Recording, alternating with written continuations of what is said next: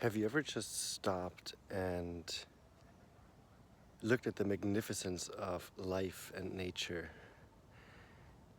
I'm in this park right now, and for the whole day I was just feeling like some kind of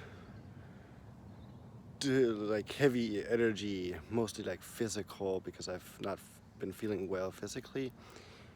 And I came into this park and I just looked around, like at the trees, at the sky, and I mean, look at those clouds in the background. It's just like so freaking beautiful. And I feel like if we all just on a regular basis just stopped and took everything in that we can experience in this very moment, like the beautiful things. Imagine the life that you could have if you did that every single day and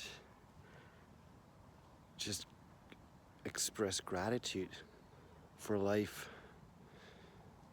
So this is a reminder for you today to stop and to be grateful.